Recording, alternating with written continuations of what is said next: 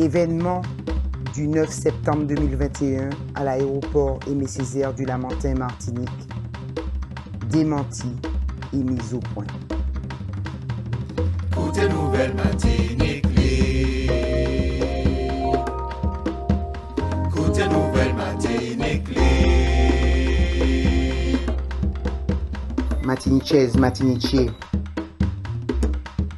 vous toutes et tous qui écoutez cet audio. Lors de la manifestation du jeudi 9 septembre dernier à l'aéroport Aimé Césaire, à laquelle participaient des membres de différents collectifs et organisations, des médias aux ordres, dont certains n'étaient pas sur les lieux, nous ont diffamés en colportant des bruits visant à discréditer cette action, ainsi que celles et ceux qui se dressent face à la dictature sanitaire en marche dans notre pays.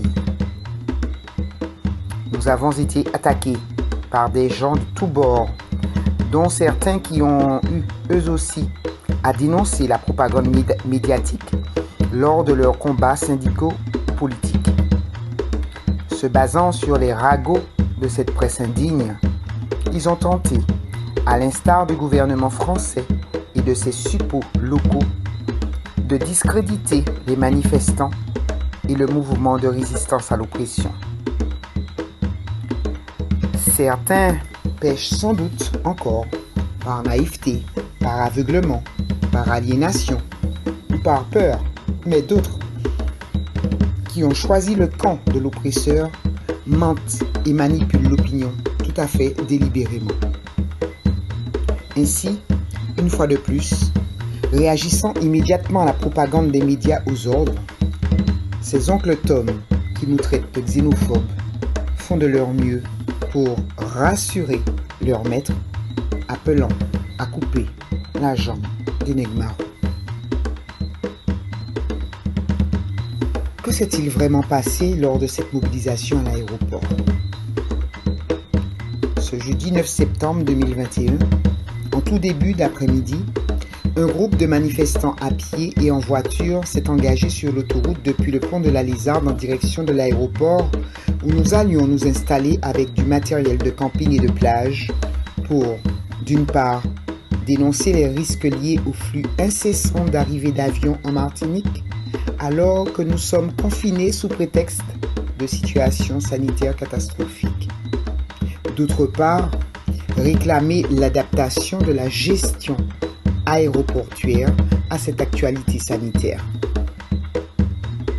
Dès notre arrivée à l'aéroport, la police qui nous attendait de pied ferme a choisi, poursuivi et arrêté 3 manifestants, Volcan, Dalsim, Lulu et aucun autre, alors qu'ils n'avaient rien fait de répréhensible.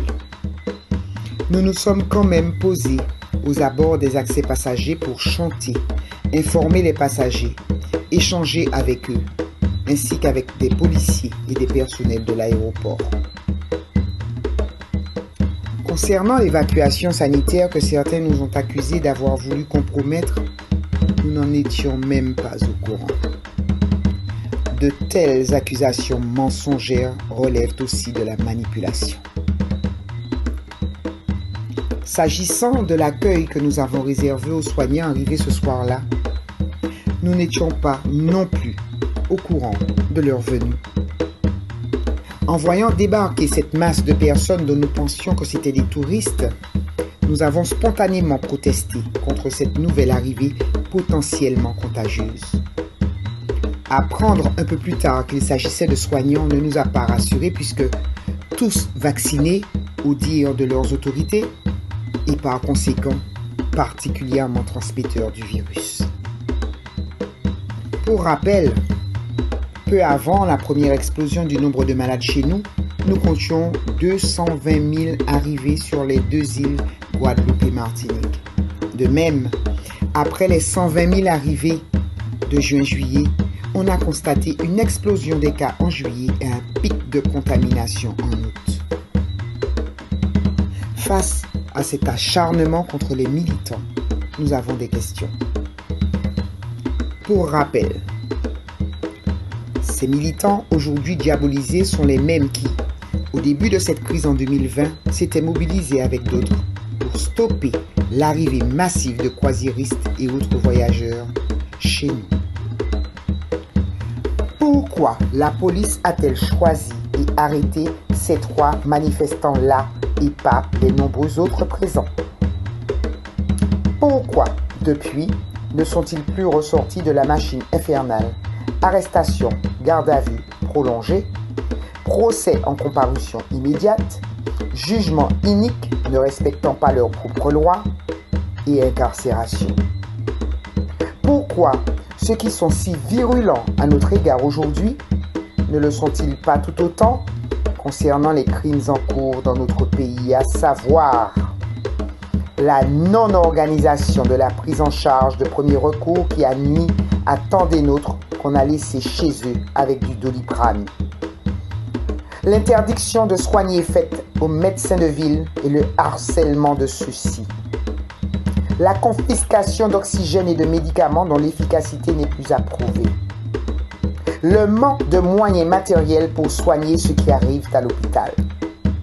L'insuffisance de places en réanimation voilée par des protocoles pondus pour masquer incohérences, manquements et manques patents que des médecins ont dénoncés comme protocole d'euthanasie. Le Comité citoyen de transparence peut-il nous éclairer au sujet de ces aidants qui nous arrivent par avion?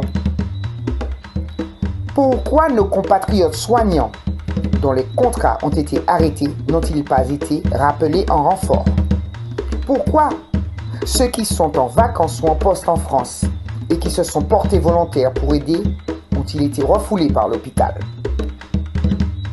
Qui a décidé de la venue de ces renforts-là et pourquoi? Cela a-t-il été fait en concertation avec les soignants de terrain qui, eux, savent ce dont ils ont réellement besoin? À combien s'élèvent les frais engagés pour eux? Primes, voyages, hébergements, etc. N'aurait-il pas été plus judicieux de prendre cet argent pour combler les manques de moyens matériels que dénoncent nos soignants? À quel poste sont-ils affectés? Pour des soins réels ou majoritairement dans leur vaccinodrome? Quid de leurs compétences et de leurs diplômes? Quel est le bilan de cette série de séjours d'une dizaine de jours? Quid du niveau d'empathie dont seront capables ces soignants face à nos parents quand on leur demandera de les laisser sans soin? Quid du remplacement organisé de nos compatriotes soignants qui se dressent devant le chantage à l'obligation d'injection et qui sont menacés de licenciement?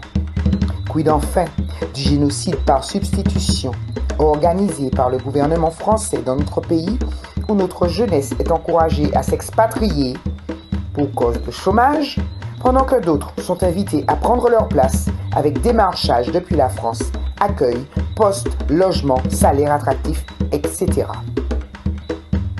La volonté de ceux qui organisent la venue de ces aidants n'est-elle pas de nous manipuler une fois de plus, en tentant de masquer les incohérences ainsi que l'incompétence à pallier la dite surcharge de nos hôpitaux? N'est-ce pas là encore de la manipulation?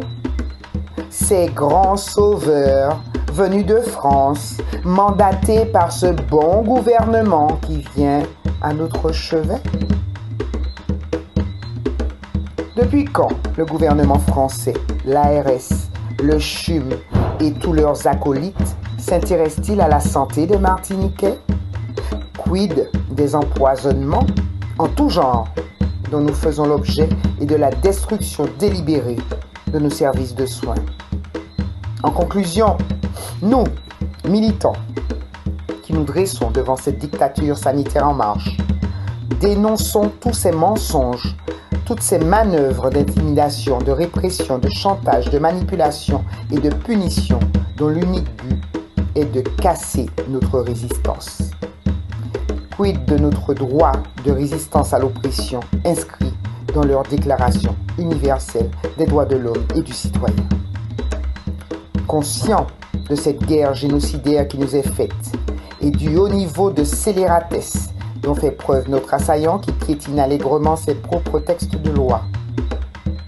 Conscient aussi de la peur, du stress et de l'incompréhension d'une importante partie de notre population matraquée par la propagande anxiogène des médias aux ordres. Conscient de la détresse que génère cette crise au sein de notre population, familles brutalement endeuillées, parents dont les enfants scolarisés sont menacés, travailleurs harcelés, entrepreneurs ruinés et toutes les autres victimes collatérales de cette guerre. Conscient donc de l'immensité de la tâche qui nous incombe, nous, membres du collectif Martinique Libre, exigeons d'une part le respect de nos droits humains et de notre choix quant à cette injection que l'on veut imposer à l'écrasante majorité de notre peuple qui la refuse. Deuxièmement, la libération sans condition de nos frères kidnappés et enfermés par l'injustice coloniale française. Nous accentuerons encore et encore notre légitime résistance à cette oppression jusqu'à la capitulation déjà en cours de nos oppresseurs. Peuple Martinique, ouvrez-y et rejoignez-nous. On nous pas quitter yo, divisez nous. On nous semblait pour faire force, pour faire yo respecter nous. On nous mater quatre là, nous qui gagnons un combat là. Je parle de millions d'hommes à qui on a inculqué savamment la peur, le complexe d'infériorité, le tremblement, l'agenouillement, le désespoir, le larbinisme. Aimé Césaire. Côté nouvelle.